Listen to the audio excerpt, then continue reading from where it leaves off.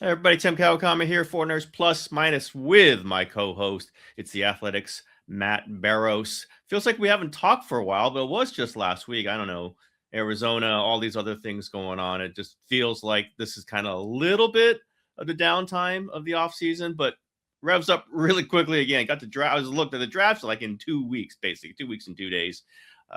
This is a huge part of any team season and planning. Matt Barrows has been projecting what the 49ers might do with their 6 draft picks, 1, 2, 3, and 3/4, whatever they've got.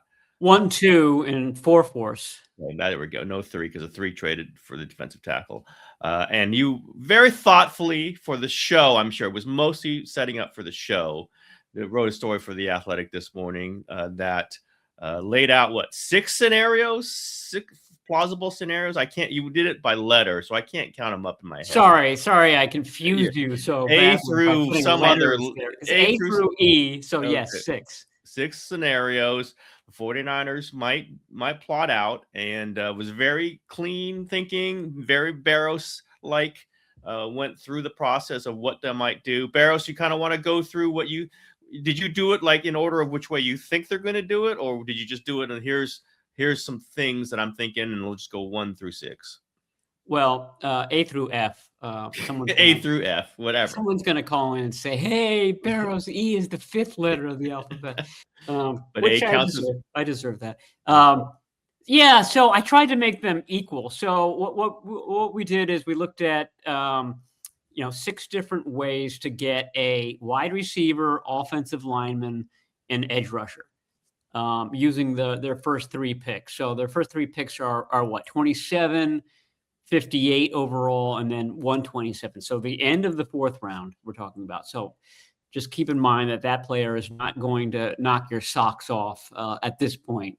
But I tried to make them as even as possible because I wanted people to vote at the end which of these 6 scenarios you like best. And I was very disappointed to learn that Tim refused to vote for a scenario. So I'm hoping, I didn't favor any one of them.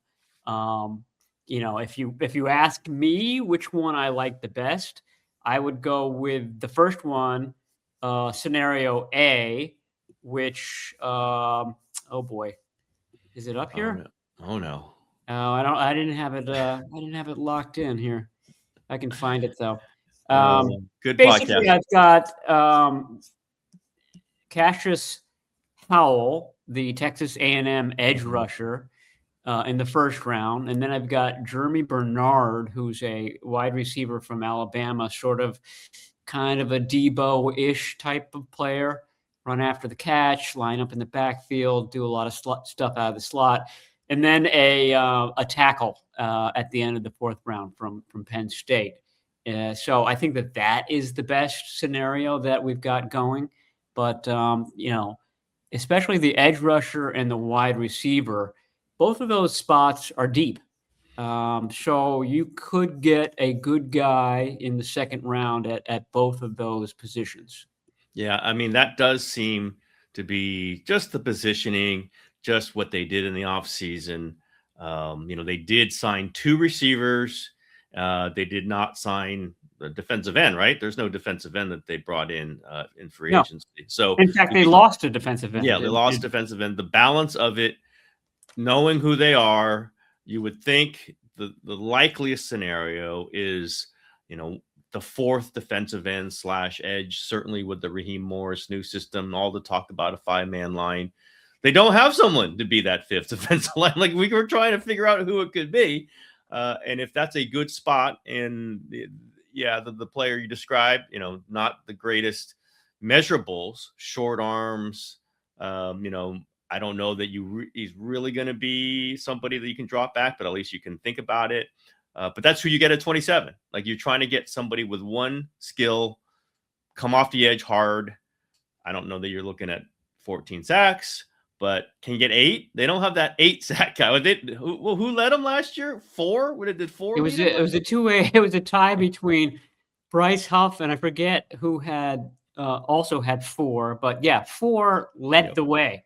Yep. 4 led the way for the 49ers. And yes, no Nick Bosa, no Mykal Williams. Mykal Williams wasn't going to get 4, maybe 2 or 3, but yeah. So that's the issue. I just I don't see how the 49ers can stand pat or even get beyond the second round without taking an edge rusher to address this cavernous need right now on their roster. Now, tell me a little bit about how, as a player, I mentioned short arms. Everyone mentions that. That's why he gets to 27. Was he a high volume kind of stats guy? With Texas A&M, right?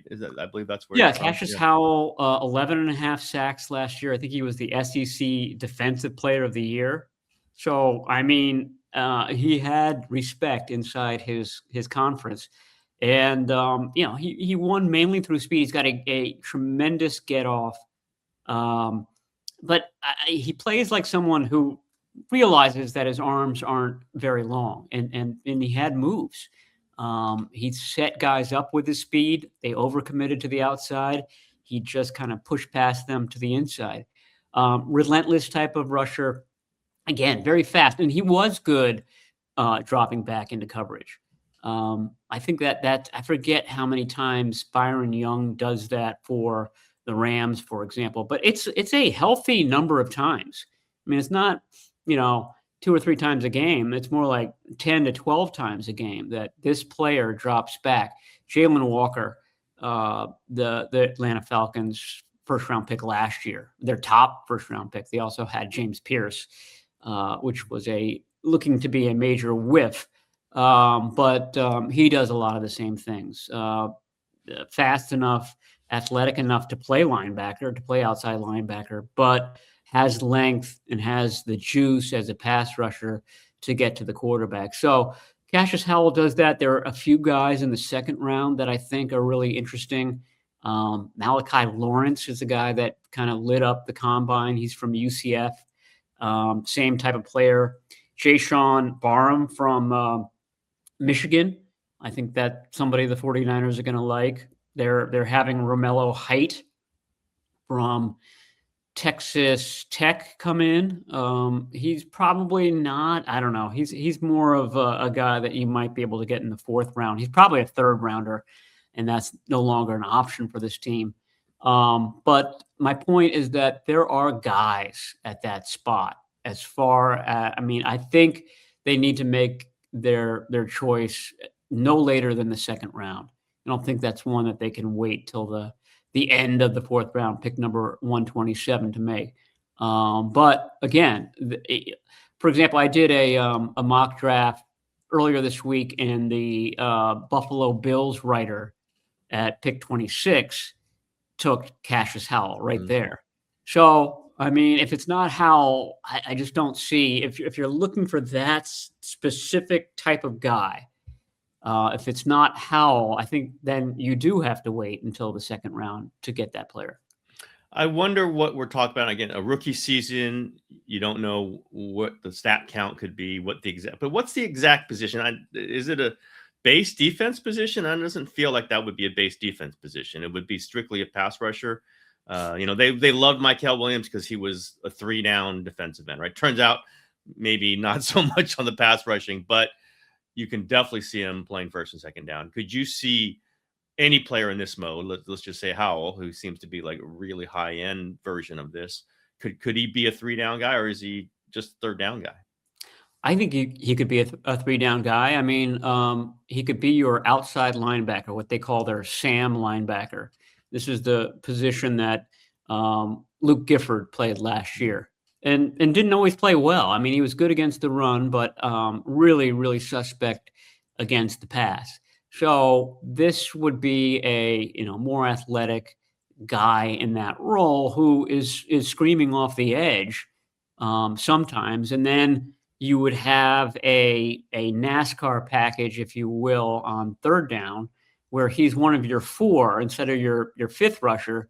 He's your 4th rusher. So it would be Bosa, Odigizua, Mykal Williams as more of a defensive tackle, and then Cashius Howell. And I think that would be a really kind of potent foursome there. And you could play with it. You could throw Alfred Collins in there, CJ West, some of these other guys, but that would be your best NASCAR package. You do love the NASCAR. That is your Well, they call it the turbo. Bravo They call it the turbo. turbo. Whatever you love, you just love those things. You're right in there with Kocurek. Yeah, I mean, basically would be taking Bryce Huff plus Gifford's spots, like those snaps. And that would be a first man value. That'd be somebody at 27. They'd have signed a bunch. They brought in a bunch of linebackers. So I just wonder where all these snaps come from. Doesn't mean they all have to make the team, but they re-sign Wallow.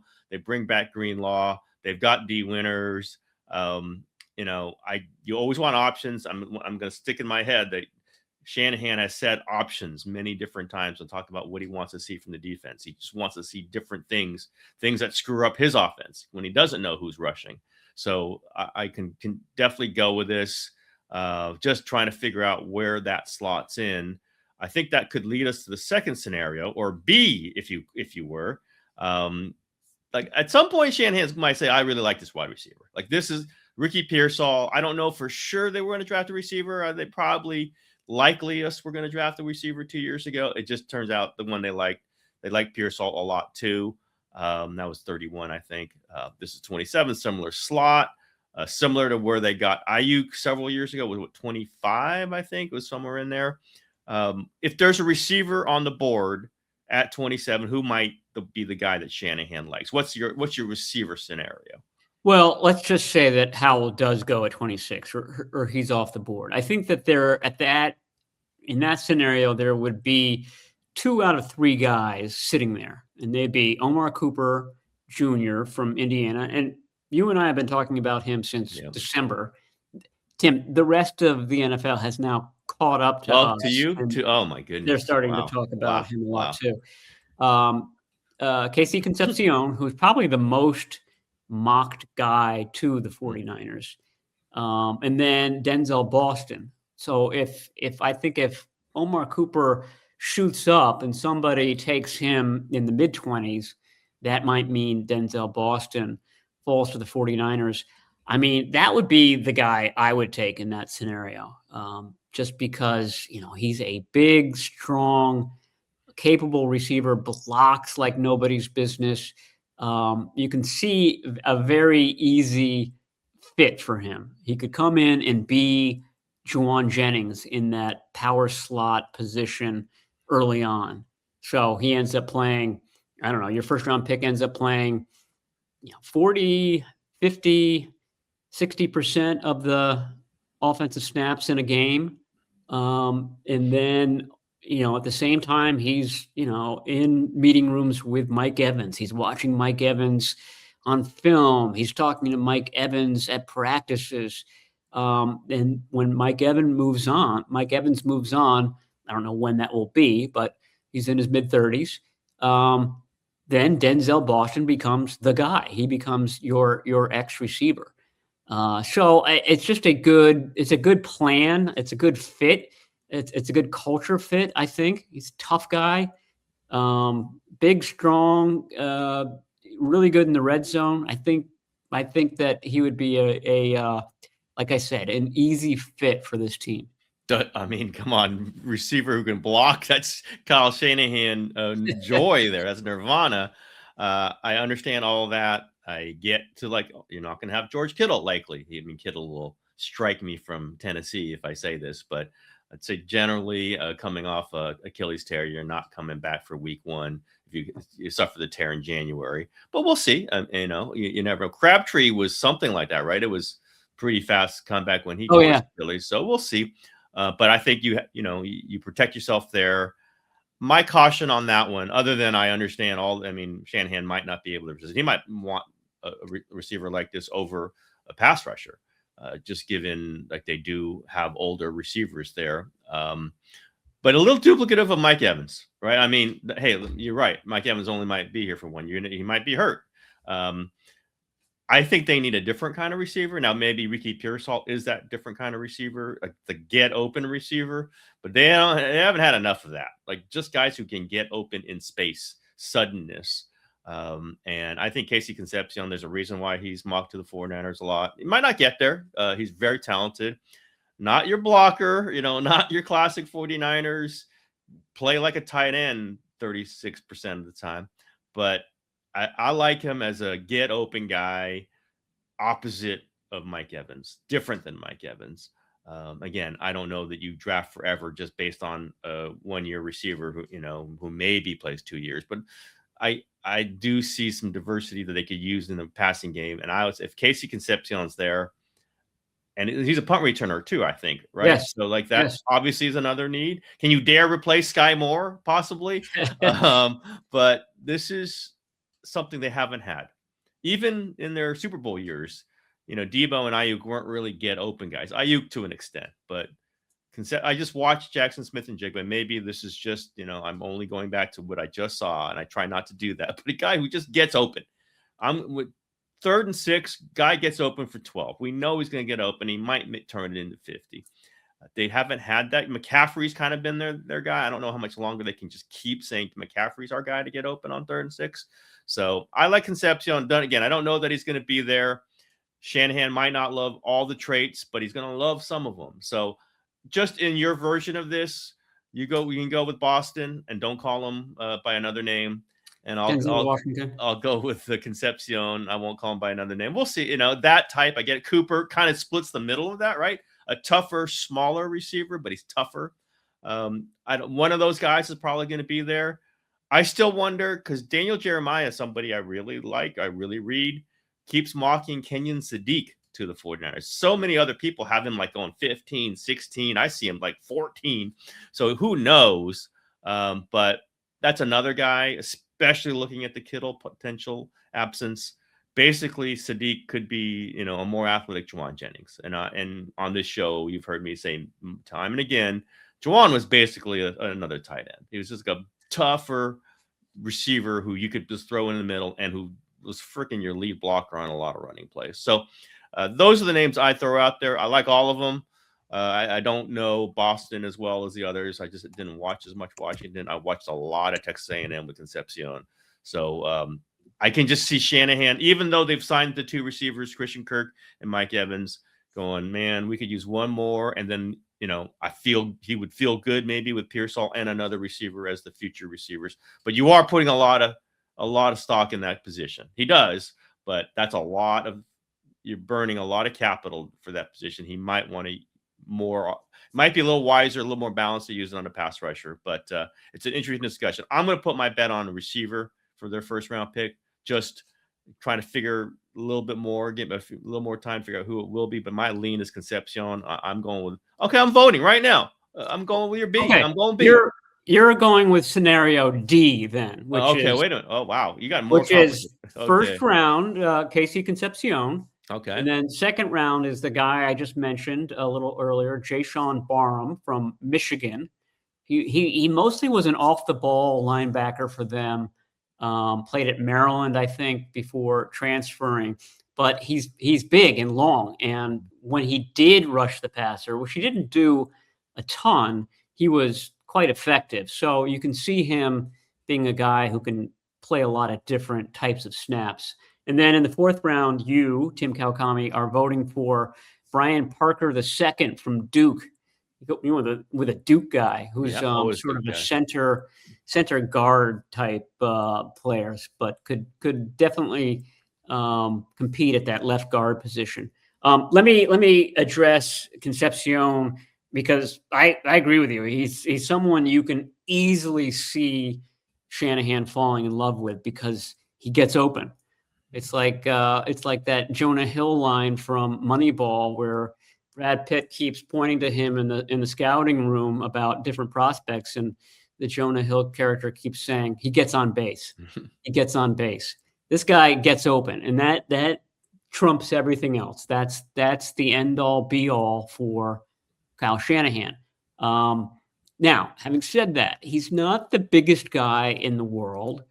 Although he's in the mid 190s, which I forget how huge Ayuk is, but not much heavier than that. He had some drops issues in college. Uh-oh. So is he comfortable catching in traffic?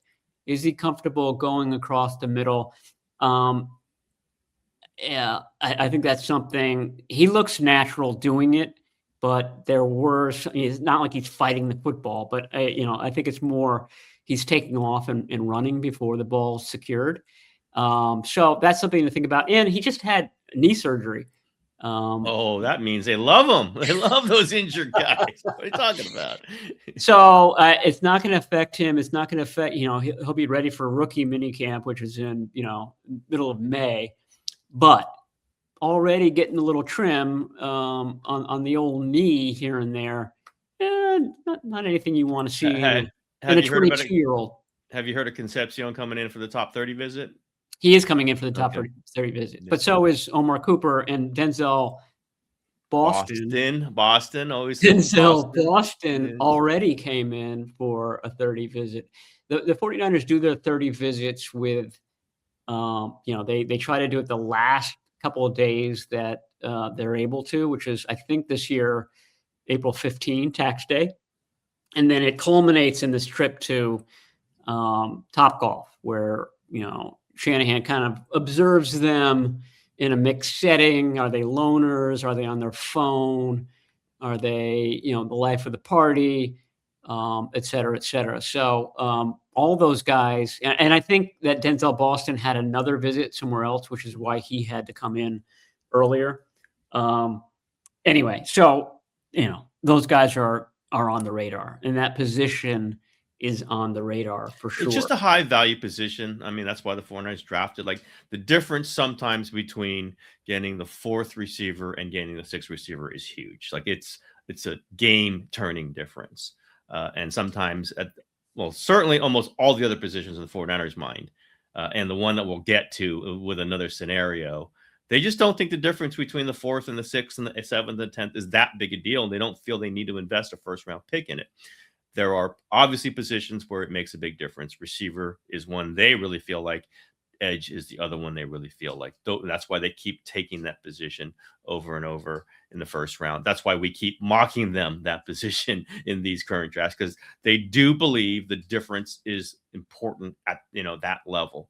But there's another position that many fans want them to draft. I assume that's scenario C in your estimation. What's your C scenario for the 49ers draft? C is first round, Blake Miller, tackle out of Clemson.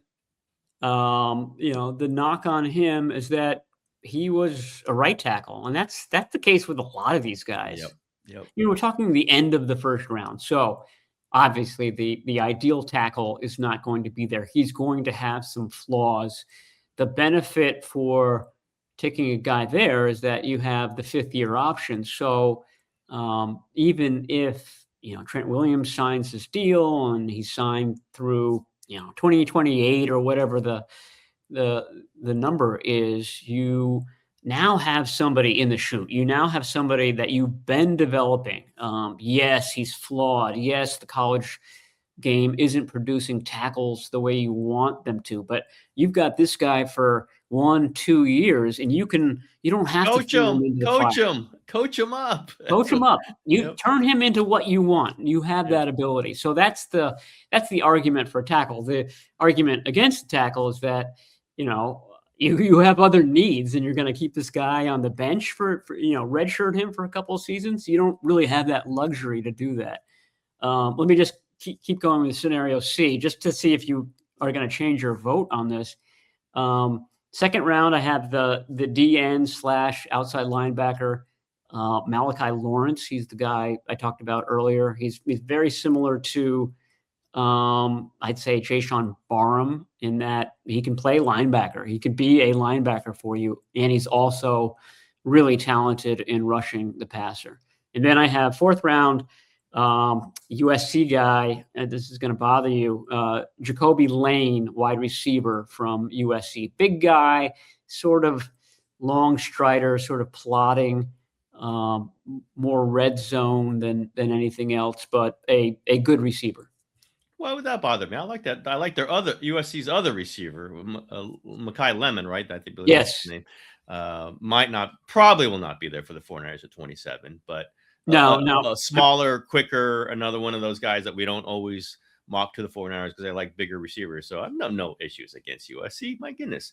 But I don't think they're going to draft. They're not drafting a tackle. They don't do that. They did it one time with the guy that they fell in love with. I'm blanking on his name now, right? Mike McGlinchey. And that was early in the tenure. They should have been doing this years ago, but I also think they took Jalen Moore the last time they took a tackle in the 5th round, and it turns out he was starting left tackle for the Kansas City Chiefs. They were like, see, we can just do this again. And as a player who won't play right away, as a team that wants to be in the Super Bowl as soon as possible, I don't see them investing in a position they don't invest in very often, that won't play right away unless Trent is not playing, or for some reason hurt or not on the team. I don't see that, and they don't tend to think the difference between the 4th tackle and the 10th is any difference at all. They just don't. If it's a Penei Sewell, they'll do it. If it's one of the top guys, they'll do it. That's not what they're going to be sitting there at 27. So I can't see it. I mean, maybe there's somebody they just love that's going to be sitting there. I don't know who that would be. It has not happened in a long time. I don't see that scenario. I know fans want it, crying for it, desperate for it. I just don't see it happening. So not at 27. Now, if they're at 10 and there's the guy, whoever that is, different thing. But I will say it's interesting. The name that you sometimes see mocked to them is Caden Proctor, super, super talented left tackle for Alabama, SEC. We saw him, play, catch touchdown passes. Yeah. Certainly athletic. Why don't you have Proctor there for him? I don't have Proctor there because I think he's going to not be there. Yeah. Because of what you just said. He's talented. He's a left tackle, played at Alabama. I think that there's enough that teams see in him that he's going to go before pick 20. I think a lot of teams are going to go offensive tackle in the 1st round. So, yeah, I mean, if one of these guys slips down, I mean, the one guy I didn't have that maybe I should have, and I still don't know how to pronounce his last name, is the Arizona State tackle, the one who didn't start playing football until he was in high school, and he's raw and this, that, and the other. He's real athleticism. And, almost, Trent Williams-like athleticism. Does not have Trent Williams-like college experience or high school experience.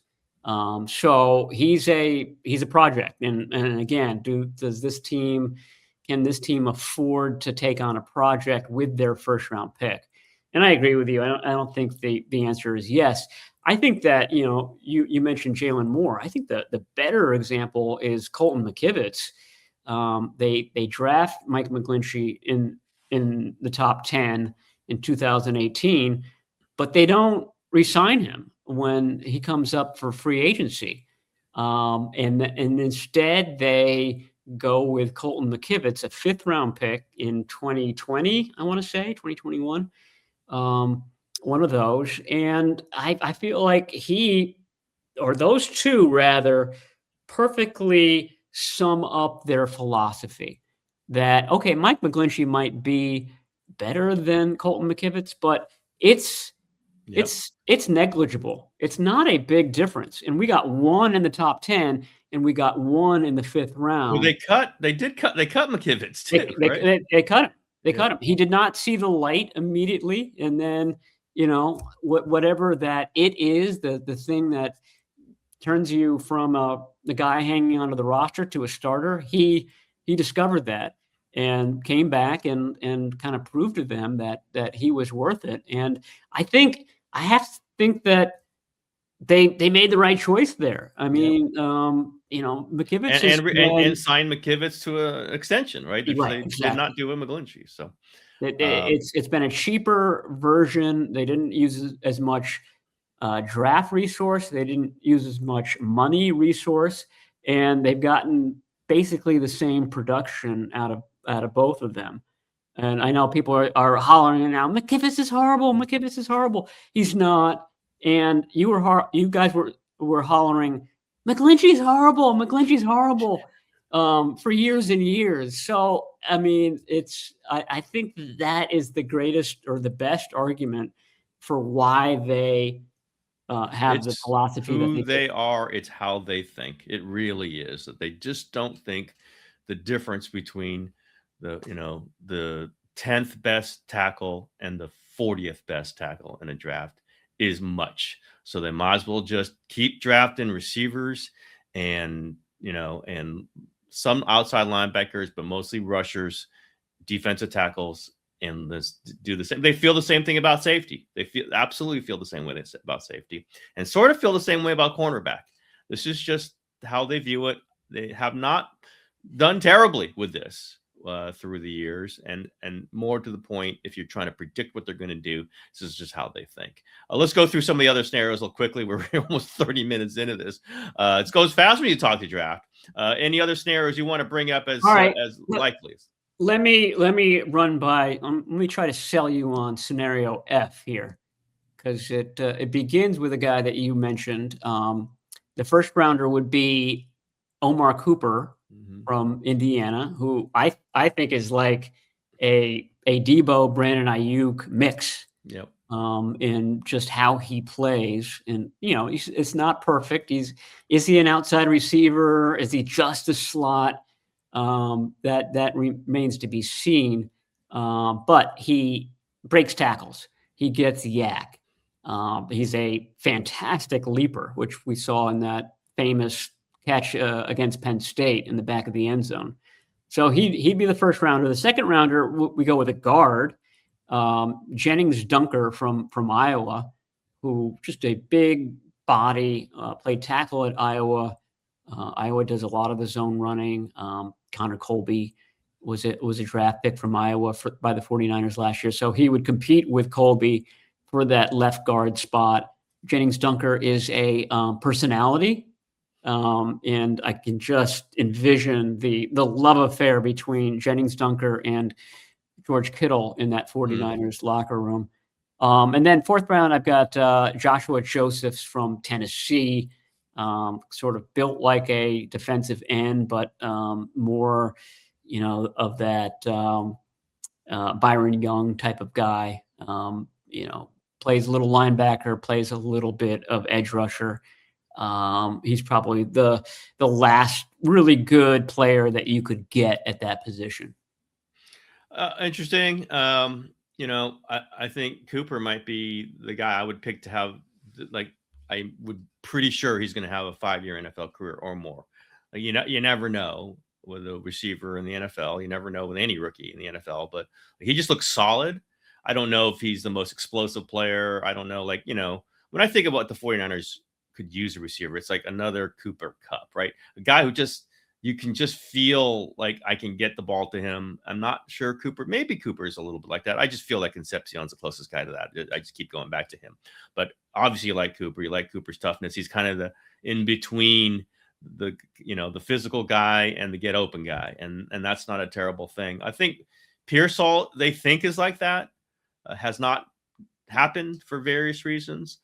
But he's still a part of that. Like Cooper, Pearsall, could you see that as a starting receiver tandem? It's a little, but say the same thing for Concepcion too, right? It's the same thing. So yeah, I'd say Concepcion and Pearsall are more similar. I mean, I could see Pearsall, Cooper, and Evans. I think would be a fantastic lineup if all three of them are healthy at the same time.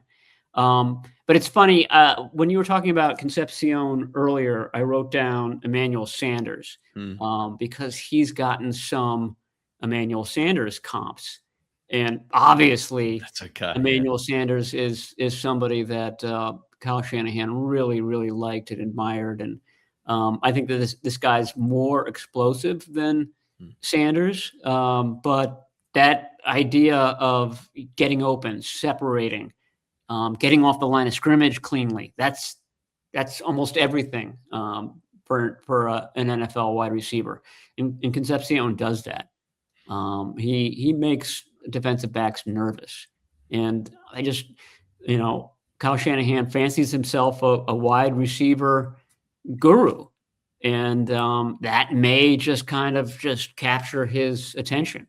So yeah, again, Boston, Concepcion, Cooper. If all three were there, you could come up with a excellent argument for each of them, and it's up to Kyle Shanahan. He's the one that would make that pick at that spot. It'll be interesting if all three are there. I don't know if that's going to happen, but like they would have the decision to do something. Let's get out of the scenario. Say, you did not have like a trade up or trade down scenario. Do you think that is all possible from 27? I mean, I think trade down is more possible. You have these teams clamoring for offensive tackles, the fifth year option, stuff like that. You also have the 49ers and probably just about every team knowing that the 2027 draft is going to be better than this one. And maybe the 49ers think, we trade, I don't know what they would get. Let's just say it's pick 35 early in the second round, they get back. And they think that the guy that they like at 27 is going to be there. Or maybe there are two guys that they like at 27. They figure, they're close enough. Like we've been talking about these wide receivers that they would just wait. So yeah, I don't see them trading up. They only have 6 picks. Yep. They don't want to trade any of their 27 picks because it's like going to be the greatest draft ever. Next year, Tim, we're doing a podcast a day in April. Well, it's going to be magnificent. Well, our next one this year is going to be a 2027 preview. We're going to go scenarios for 2027. So yeah, that's a scenario I see. Now, do I want that? No. As a lazy journalist, I like the idea of getting out early on day 2 because they only have the second round pick, and then early on day 3 because they only have 4th round picks. So that right now is so wonderful. It's too perfect to last, though. Yeah, you're talking about it. I know you guys. John Lynch is going to spoil it, and there's going to be like a random 7th round pick. They'll have Mr. Irrelevant, and we'll have to kind of wait for and ask about, hey, are you the next Brock Purdy? Terrible stuff. Did you grow up just dreaming of being Mr. Irrelevant? As you know, Mr. Irrelevant is one thing I just don't. I roll my eyes at constantly. Yeah, that's the one thing you roll your eyes at. Only possible thing. And yeah, they basically. I was thinking about a potential trade up if they really love somebody like a 20. Like they traded up for Ayuk that year, but when you trade 3rd round pick for Odigizua, you're just not able to give up more picks. And like you said, you're not going to trade 2027 because to move from 27 to 26, it costs an extra round, basically, right? You trade a first for a second, you trade a second for a third. Like these are hard to get value out of that if you really like the 27 draft. So if anything, I think they're going to trade down, maybe trade one of those 4s to get a 6th, something like that. Sorry, Barrows, but you guys are you're talking about it way too much for this 3rd day to be a complete blank. They're going to get somebody. And do you need all those 4s? Maybe you can cash them in for a little bit. But I don't see the trade up. It's hard to do when you've burned all your picks. And they traded for Brian Robinson. You traded for all these other things. Sky Moore, they went for it a bit last year with some of these picks. And now the cost is you can't use those picks to trade up if you see somebody you love. I don't think there will be a great need for it. We mentioned a bunch of guys I think would be really interesting for them at 27. One of those guys is going to be there. Probably a bunch of them. They'll probably choose from several of them. Just from the receivers, there seems to be like that's a great spot to get one of those receivers. It's a depth position.